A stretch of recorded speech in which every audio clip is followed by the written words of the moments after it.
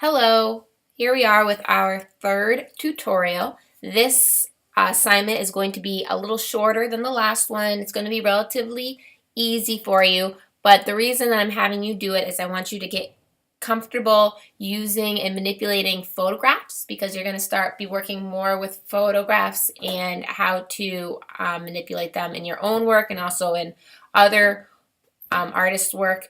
And I want you to explore some photo editing tools that they have on Photoshop in relation to um, adjustment layers, in relation to filters. I know that you probably have a good or at least a beginning understanding of using filters because there's filters on your phone and in the apps you use on your phone. But we're going to explore some of the options that you have in Photoshop in order to make edits and alterations to your images, okay? And we're gonna kind of be doing a similar process we did with your iterations. I know you love the iterations so much, but this is gonna go a lot more quickly. You're gonna be taking an image and you're gonna be altering it in different ways and just kind of having fun with it and seeing how far you can go. So first things first, create a new document. File new. I'm gonna do a default Photoshop size document, that's fine. Create, and I'm going to turn this into something like this. I'm going to choose to do 9 different images. You can choose just 4 if you'd like, if you want to just breeze through this, but I'm going to show you 9, and I think 9 is a great way to really explore the different options out there. Okay, if you notice, first things first, my background before was black. I'm going to make this black. You don't have to, but I think it just adds a nice clean backdrop for your images. Review, paint bucket tool, make sure this color right here is black, click. If you wanted to make it a different color like red, you can. Ooh, that's bright. I think it's going to be distracting from your images, okay? What photograph am I going to use? I can either pick a photo that I have from my own photo shoots or that I have online from Instagram or something that I've used in the past. Pick whatever you want. Or if you don't want to use one of your own photos, you can go online, and I'm going to ask you to go to this site right here. It's called Pexels.com. Okay, just search Google Pexels and you'll find it. What's awesome about this site is it is a massive bank of photographs that are all Creative Commons. They're under the Creative Commons license, which means that they are free for anyone to use for personal use and commercial use as long as you're using them legally. So you don't have to worry at all about any copyright infringement while you are using any of these images. And what's awesome is that they're actually really good quality. Like these are all very, very nice photographs that you can use to your heart's content. Edit them however you like. Explore. I think I was going to show you, and I was going to use this one because I thought this was an interesting photograph. You don't have to download it, and nope. All you have to do is right click, copy image, go back to your canvas, edit, paste, voila, we're here. All right, so I am going to make 9 copies of this image. My image is too big right now, so I'm going to make it smaller. So notice these pink guides. These are what I'm going to use to help me even out my images so that they all line up straight. You can also use, remember, the guides from the rulers if you want in order to make these lines straight. But first things first, remember to resize any image, I hold down Command, the Command key, and T.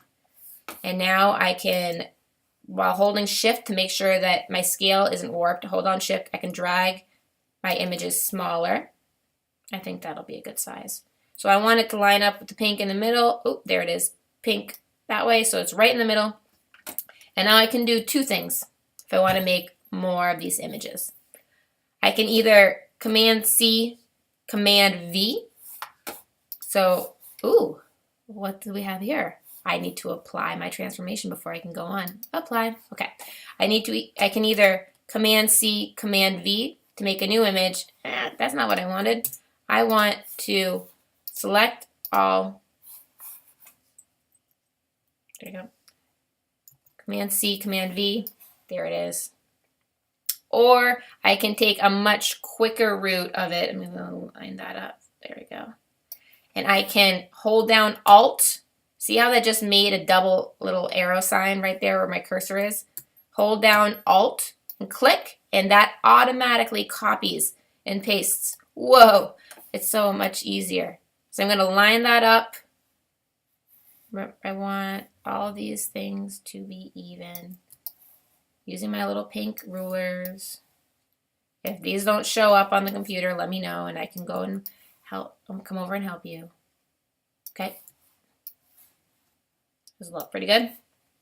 Sweet. So now I just have a massive grid of the same picture over and over again, which is, I think, is kind of interesting on its own, but for the sake of this assignment, we're going to go through and we are going to manipulate each of them. So something that's pretty cool, if I click, notice over here in my layers panel, every time I made a new copy, it made a new layer for each of those. That is great because I want to manipulate each layer individually. But what if I can't figure out where I'm supposed to be? If I click on the photo, it brings me to the right layer. If I click on this photo, watch over here. See how it changes which layer I'm on? Okay. I'm going to start over here on the left though. Oh, there are so many things that you can possibly do to manipulate this image. Have fun with it. Explore up here. I know you explored a little bit on that first day, but really this is when you can play around with different options. Going to image adjustments brings you a lot of different options. Maybe I want to just start out simple and hit invert, which is going to invert all the colors in my image. That's pretty cool. Now I can move on to the next one. See? Easy peasy. Image adjustment. Hue and saturation. If you remember, hue is the color itself. So if I change this, it's going to change all the colors in my image. I think that's kind of interesting. Saturation, if you remember, has to do with how vibrant the colors are. Or if it's not saturated at all, it is black and white. You can oversaturate something and blow it out. I'm going to go right below that, right to there. Okay. Next one. I've been in adjustments for a while. Now I'm going to go over and try something new. Maybe I want to look in the layers and I want to go to filter. Okay, filters. Filter sounds good. If I go to filter gallery, well, it just happened. It's going to let me experiment with all of these different filters that they have that change the way, oh, I love that. Change the way the image looks, okay? These are preset filters, and what they're going to do is going to take the pixels that you presented, and they're going to modify it based on an algorithm in the computer. That looks really cool. That looks like a comic book almost. I can even go over here, and I can manipulate. Like this is going to change the edge thickness. This is going to change the edge intensity. I can play around with that. I like it. I think it's good. If I wanted to, I could even go in and change the color again. So I already have manipulated the image, but maybe I want to make it be a different color. Maybe I want to go over here to image adjustments, go to color balance, and now I can play around with individual colors, making everything seem a little bit more red or a little bit more magenta. Okay, play around with that. It's pretty cool. Next one. I want you all to at some point look in this liquify tool because there's a lot of pretty interesting options that you can use while under this liquify screen. I'm going to go over here to the left and I'm going to see what all of these little buttons have to do. If I click on this forward warp tool, we know from the text animal project that warping means that you're going to be stretching something. In this case, wherever I press, it's almost as if I'm taking my fingerprint and I'm stretching the images around. And I don't know about you, but I think that that is pretty cool. It's almost as if I'm looking into a water basin and seeing the reflection of the image. If I don't like what I've done, I can go back, and this kind of resets what I've done before. So maybe I want that right there to still be there. Interesting. Okay. This little gem right here is like a whirlpool, and you can have it be smaller or larger. See the brush, that changes the brush size over here. I want it to be pretty big when I do this. Okay, if I click, I'm just gonna click, it's gonna start warping the entire image. It's kind of trippy, isn't it? I don't want you guys to get dizzy, but I couldn't tell the photo enough, but maybe I want to do a little bit of that. And I can even move this around and play around with it. Okay, this is pretty cool. This shrinks things smaller.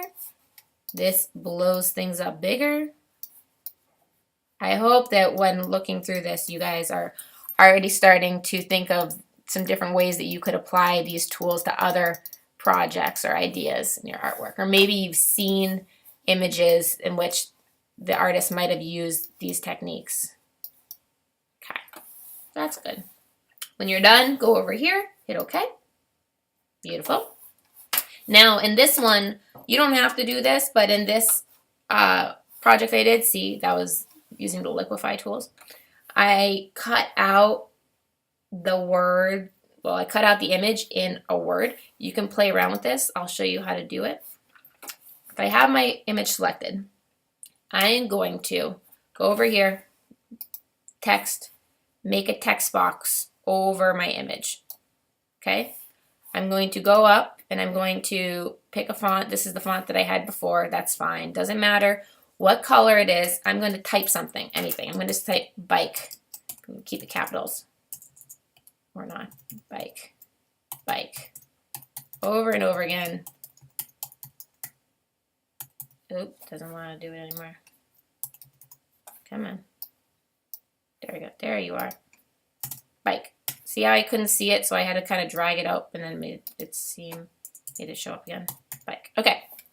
It's okay that it goes off a little bit. Select. Now I need to rasterize this. Okay. Go over to my text layer where it says bike, bike, bike, bike, bike over and over again. Right click or control click, rasterize type. Now I want it to be there to be even more of this text. So I'm going to right click, duplicate my layer. Basically, I could have also selected everything, copy and pasted. This just made an identical layer to the one before. I'm going to grab it, drag it down. So now I have like extra bike happening. Maybe make it off-centered a little bit. Okay. I'm going to merge, control click, merge down. Now this is all one layer. Now this is where the fun stuff happens. I can either select all. If I have my move tool on, I can hit my little arrow key down. Oh, what did I do? I did not have a layer selected. There we go. Now I have all that selected. I can either delete from the image everywhere there's a letter by going to the image layer. So now I have my bike selected, but I am technically on the image layer. If I hit delete right now, and then I hide this, and I deselect everything, what I've done is I've erased from that layer wherever it said bike. I don't want it to look like that. I want it to be the opposite. So I'm going to go back in time. Okay. Now, just making sure everything's still there. Okay. I'm going to hit invert from select inverse. So now I'm selecting all the negative space. Now I'm going to delete the negative space around bike, bike, bike by going into the right layer over here. I'm going to hit delete. Now if I hide my bike, bike, bike layer, what I've essentially done, select, deselect. Okay, what I've essentially done is I have taken the outlines of bike of the text. I have inverted what I had selected, so I was selecting only the background. Then if I was on the right layer right here, I could delete the background around the layers of that image. So now it says bike, but you can still see enough of the image to know what it is. That's kind of a more in-depth technique. You don't have to do that, but it's kind of a cool thing to play around with. You could have some really interesting projects where you use that. I haven't even looked at any of these yet. Maybe I want to play around with some of these filters. What does Ripple do? Oh, it looks like it's pretty similar to what the other one did, but oh, cool. So kind of a similar thing to the warp tool, but it's more refined. I feel like these are all the same color, so I want to change the color on some of these adjustment. You can also use curves and play around with curves to adjust colors.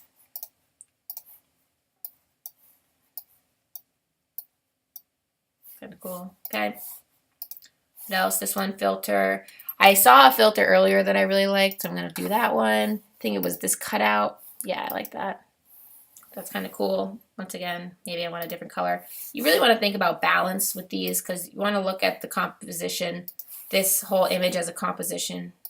So make sure that all the colors are well balanced. So there isn't just like a lot of blue on one side and not on the other. What else do I want to try?